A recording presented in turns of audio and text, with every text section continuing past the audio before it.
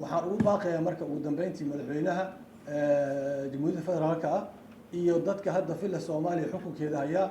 inay runta u sheegaan ummadda Soomaaliyeed ma dhici karto madaxweynaha waxaasoo wax inta dhacaan oo dhibaatadaas dalka ay ka jirto oon la arkaynin oo la la'yahay oo meelo jaani cirib dhigay dalka aan la ogeyn oo la arkayo kaliya markii ay janaaso timaado kaliya uu soo baxo maaha madaxweynaha asaga dalka loo doortay waa inuu banaanka yimaada waa inuu dadka la hadlaa asaga hoggaanka dalkan 4 sano madaxa saarto mandatekeeda qaatay inuu ka dhunto maaha mas'uuliyadda oo uga tago wiiladeeda dhalinyaro ah oo sidii filmaantii actors meeshan ka ah maaha madaxweynaha waa inuu soo baxaa oo mas'uuliyadda dalkan uu qaataa ummadda Soomaaliyeedna waa inay karti u yeelataa iyo awood ay ku xisaabtanto oo codkooda ay ku muujiso ay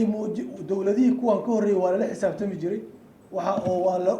waa la qabsan jiray markii amni darro iyo xaalad xun dhacdo cadaadis la saari jiray madaxda cadaadiskaas keeni jiray inay dadka hoggaanka amniga ka ah wax ka bedelaan oo hanaan cusub ay la yimaadaan oo ay dhiig isgeliyaan isku dayaan xataa inay wax qabanayaan laakiin hadda waxa soo baxday wax kasta oo la sameeyo inaan juuq laga lahayn ciidan kale ay jirin taas annaga ku dhamaanayna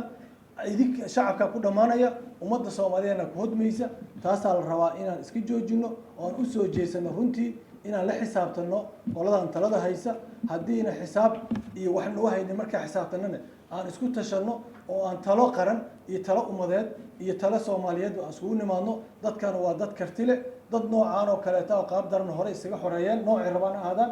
horeyna taladooda iyo ayatiinkooda ay u soo haysteen